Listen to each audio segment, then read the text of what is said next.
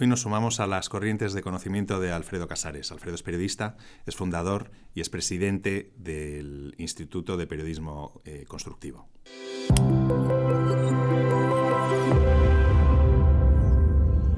Alfredo. Hola, José, ¿qué tal? Bienvenido a Knowledge Waves. Muchas gracias. En un momento como el que vivimos, en el que la información de calidad es más importante que nunca, ¿qué está ocurriendo para que los estudios sobre confianza y a nivel global muestren un deterioro de la percepción del periodismo, ¿no? Año tras año por parte de las audiencias? Sí, probablemente algo no estamos haciendo muy bien o no estamos cumpliendo lo que la ciudadanía espera de nosotros, y es muy, muy importante que reflexionemos sobre eso, como los medios están haciendo, y tratar de tomar medidas.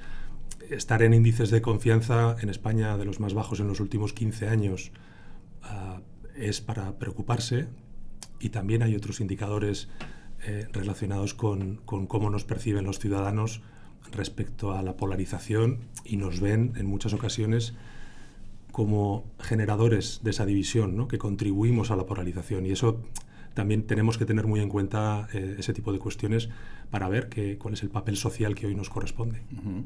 O sea, la polarización es probablemente una de las causas. ¿La desinformación también podría serlo? Sí, es verdad que la desconfianza viene antes que el fenómeno de la desinformación tan generalizado como está, uh-huh. Pero claro que influye. Lo que pasa es que hay dos fenómenos muy, muy claros. Uno es el sesgo negativo que los medios tienen sobre la realidad.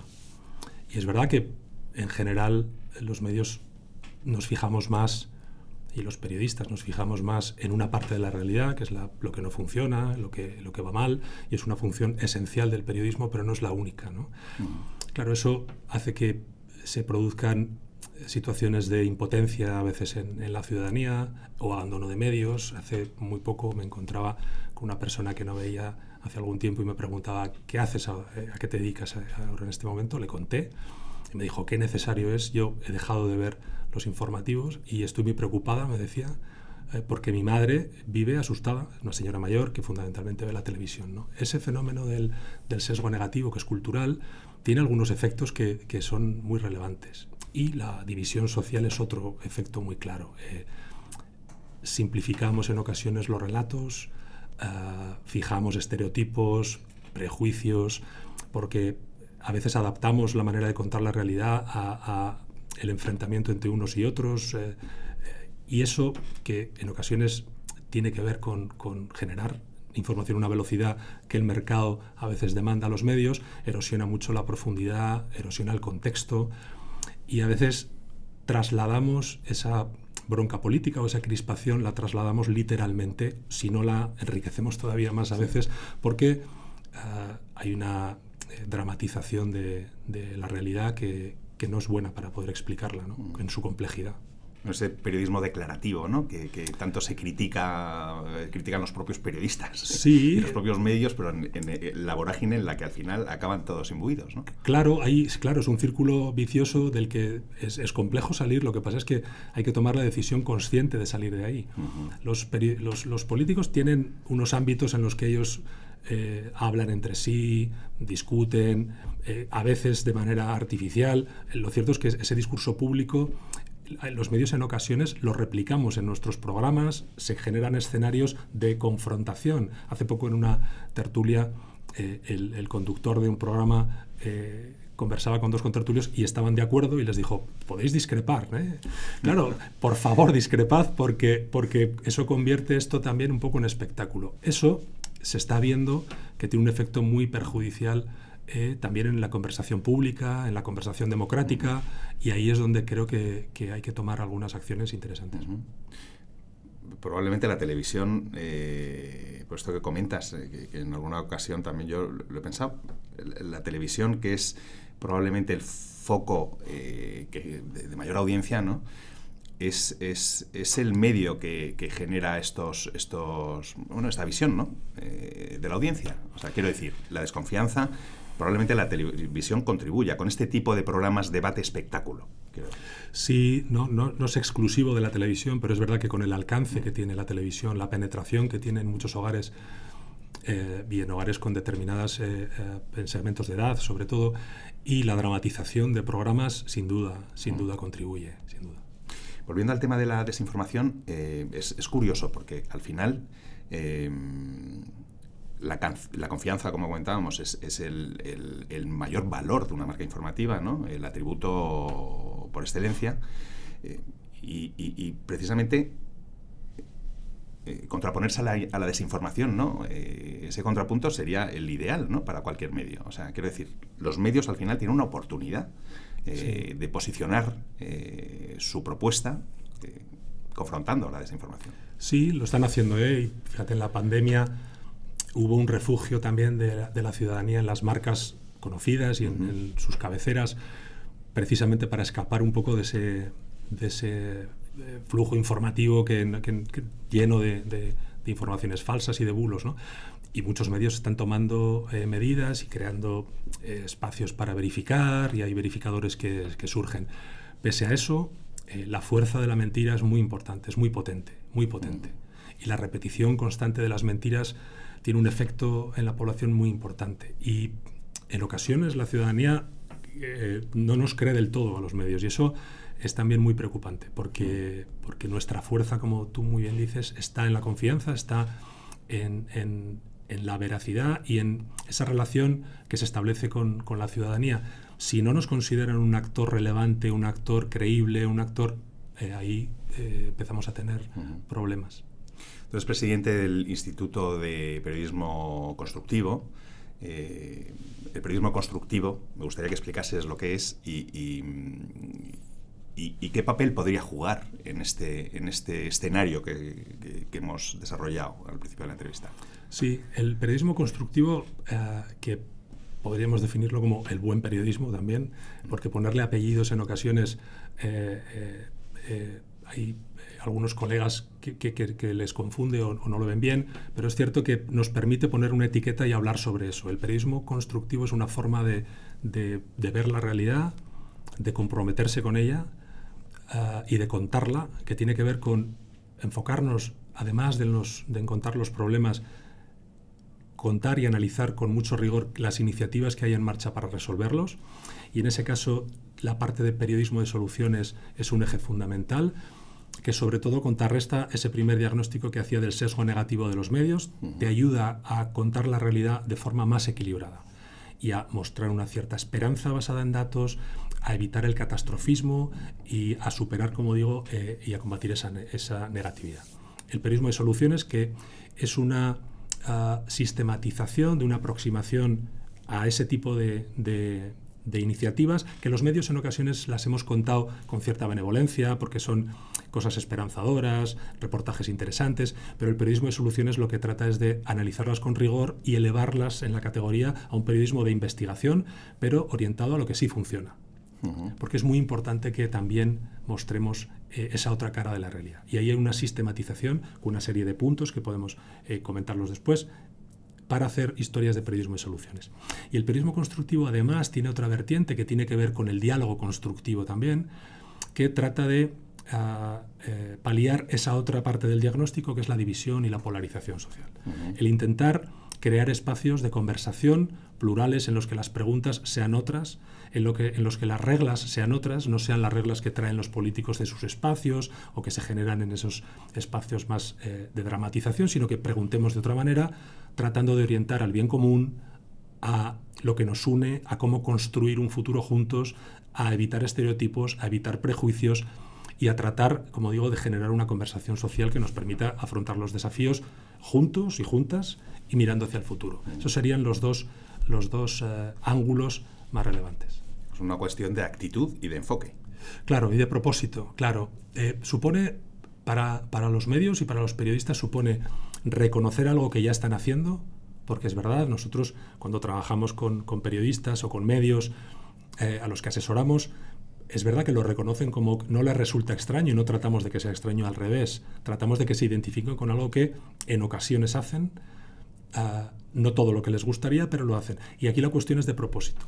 Es de cómo podemos hacer este tipo de trabajo más a menudo, sobre todo cómo podemos hacerlo más conscientemente. Asumir para qué lo hacemos. tratar también de compartirlo con la ciudadanía, y eso nos ayuda, esa transparencia nos ayuda probablemente también a generar espacios de confianza, invitar a la ciudadanía a que nos ayude a diagnosticar lo que le preocupa, a diagnosticar lo que le interesa y a tratar junto a ellos de generar esos espacios y esas informaciones, ¿no? Sí. Hablas del propósito, que es algo que está muy de moda entre las grandes empresas, ¿no? ¿Los medios de comunicación están participando en esta reubicación de su propósito, tú crees? Creo que están empezando.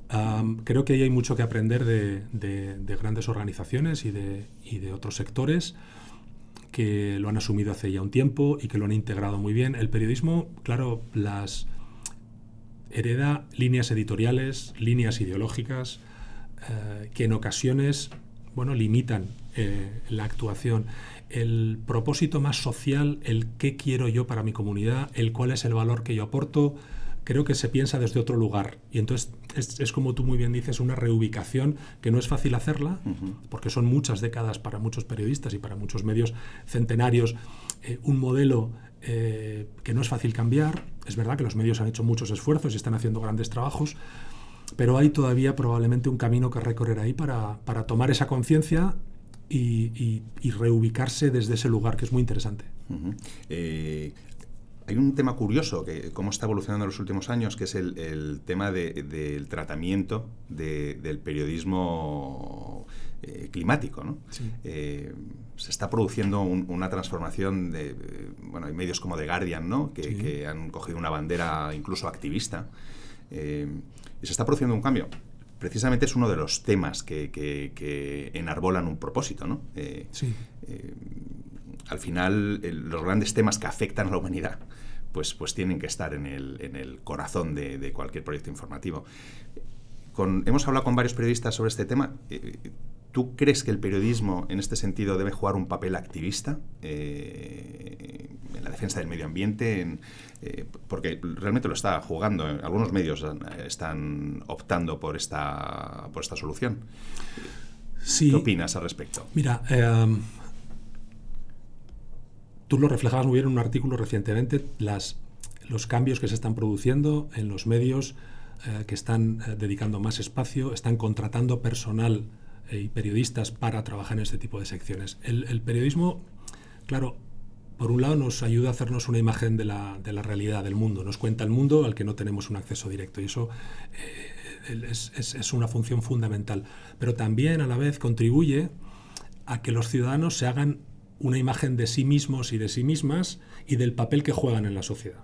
Entonces, la manera en la que contamos los problemas, la manera en la que contamos los desafíos, puede ser, si los contamos como dramáticos, inalcanzables, tremendos, se produce una distancia y probablemente estemos provocando algunas actitudes más pasivas en la ciudadanía, que, como decía al principio, hay una cierta impotencia, porque la gente que abandona los medios, el consumo de noticias, lo hace fundamentalmente porque se siente impotente frente a los problemas, y eso tiene que ver con la manera en la que los contamos.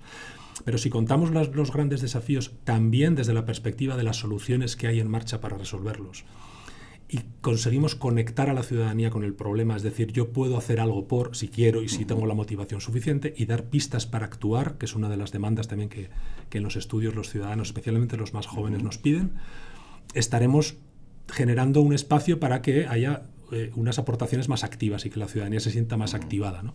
En el caso de la emergencia climática es muy claro.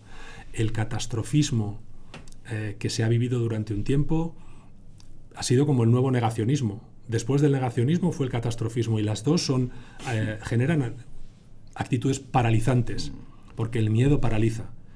Si lo niego porque no existe, entonces no hago nada, y si no puedo hacer nada porque es irreparable, pues ya tampoco hago nada.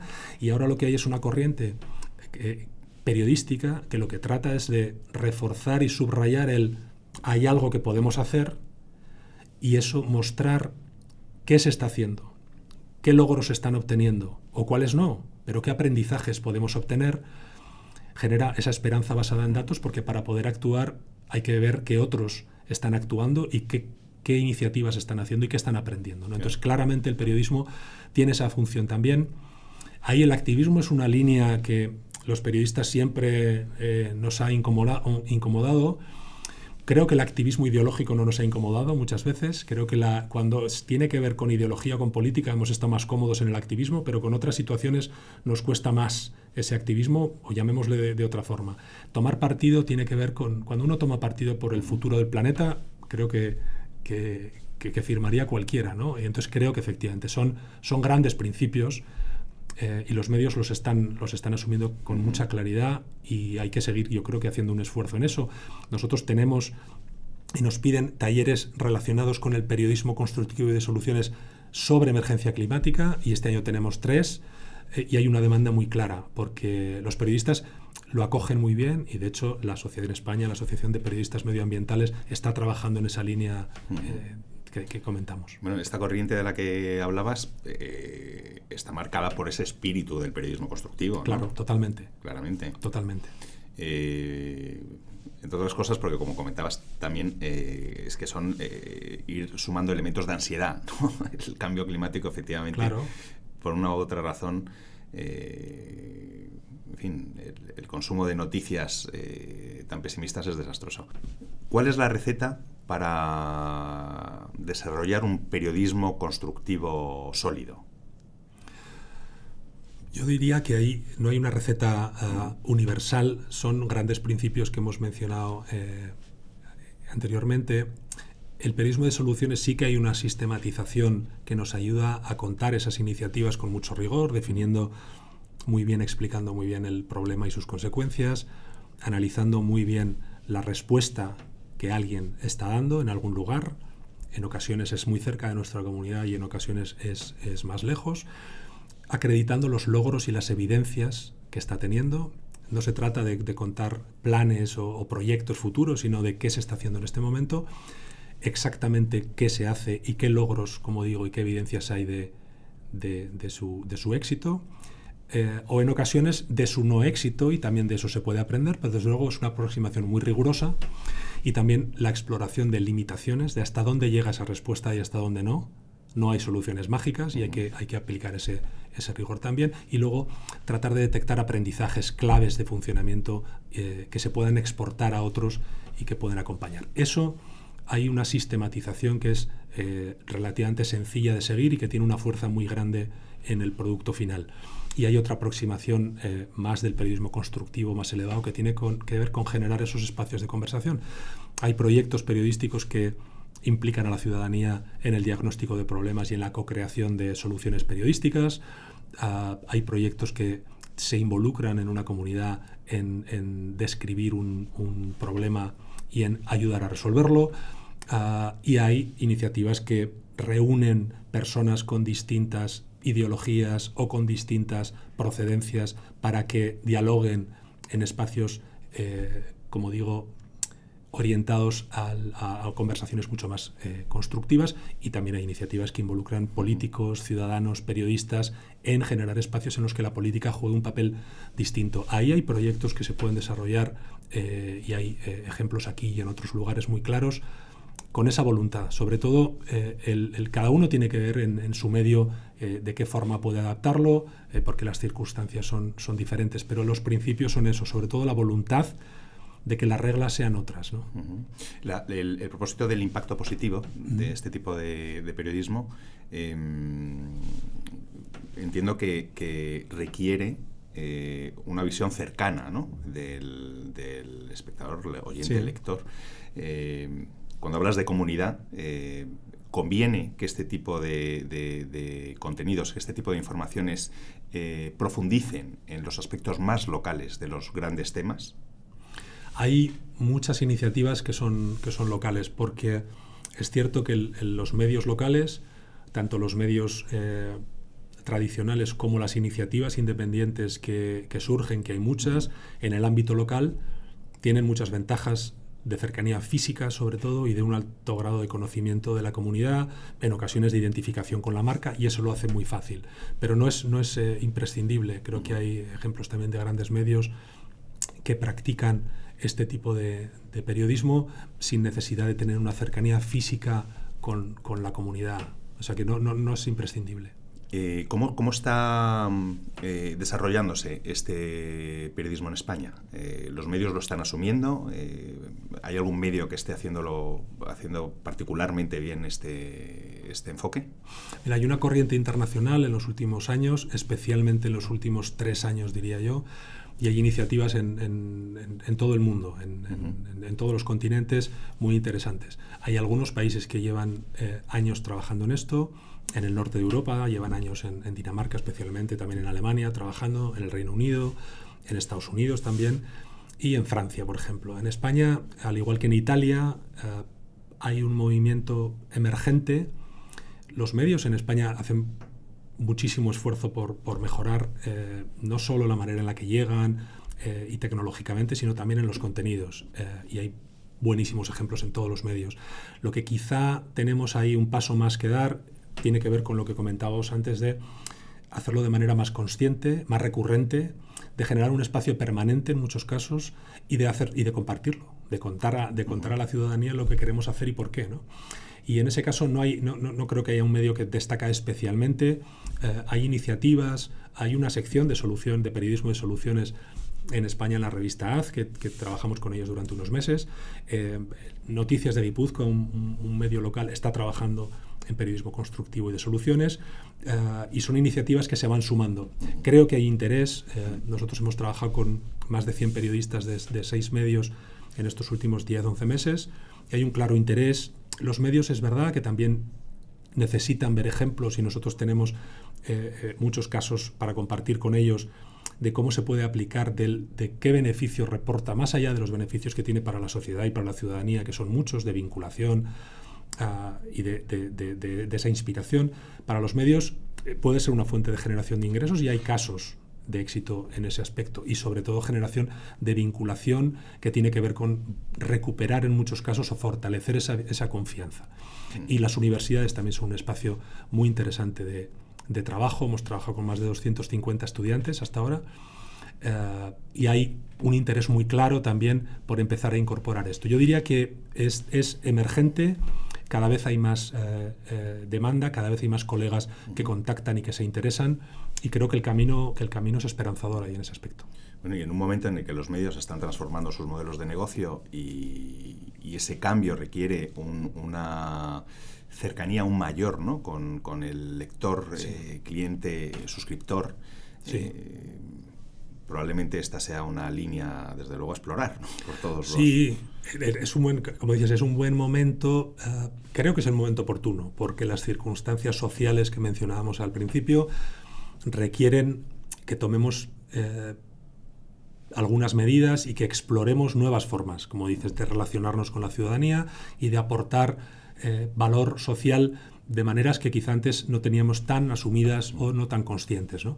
Pero efectivamente, en un proceso sobre todo de modelo de negocio orientado a la suscripción, claro, a la calidad. Que se trata de construir vínculos. Totalmente, totalmente. En ese contexto, este tipo de periodismo suma y también nos aporta una cierta diferenciación a los medios, de manera que es un camino que hay que explorar ahí claramente, ¿no? Yo creo que en esta fase nosotros hemos estado trabajando durante estos meses, como te decía, en el Instituto de Periodismo Constructivo, con medios, con universidades, con periodistas, y creo que en este momento es el momento oportuno para hacer algo y también para que sea una respuesta colectiva. No creo que sea una respuesta solamente de una iniciativa, sino nuestra intención es precisamente ahora abrir esta conversación que estamos teniendo aquí ahora nosotros con otros agentes, con otras instituciones, con medios, con universidades que puedan sumar, porque creo que, como digo, necesitamos una respuesta social colectiva a estos desafíos que teníamos de desconfianza, de desconexión, de desafección también en la vida pública, que como digo, hay iniciativas muy esperanzadoras y creo que es el momento para hacerlas. Comentabas que en los 3 últimos años ha sido cuando se ha disparado, ¿no?, las iniciativas de medios en todo el mundo. Entiendo que ha tenido que ver con el momento de la pandemia, ¿no?, y una serie de contenidos muy negativos que surgieron en ese momento, que al principio generó una ola de consumo brutal, sí, de contenidos en los medios, y que posteriormente empezó a generar, pues probablemente por ansiedad, por porque la gente estaba ya angustiada y cansada de consumir noticias negativas, empezó a dejar de consumirlas. Sí, ahí se produjo, como dices, un fenómeno de una gran demanda informativa, en un momento en que los medios tuvieron que hacer un esfuerzo enorme por atenderla, porque se encontraban con plantillas reducidas en ocasiones y desde luego menos numerosas que hace unos años. Y luego sí, claro, se generó una sensación de impotencia y la gente lo sufrió, y lo que ocurrió después es que hubo un cierto abandono de nuevo, ¿no? Y no se capitalizó lo suficiente los aprendizajes probablemente que la pandemia nos proporcionó. Pero consumir hoy información, o sea, el entorno en el que la pandemia nos metió es un entorno que también conocíamos, la sobreinformación que nos satura y nos genera esa impotencia en ocasiones. La velocidad, o sea, la aceleración del relato informativo de las noticias es enorme. Entonces, es una catarata, es un scroll infinito de datos, de números, y ahí es muy difícil contextualizar y es muy difícil profundizar. Y la distracción a la que nos someten los dispositivos electrónicos, especialmente el móvil, hace que el consumo de información sea casi compulsivo en ocasiones, muy distraído, y en ese contexto hacer periodismo es muy complicado también.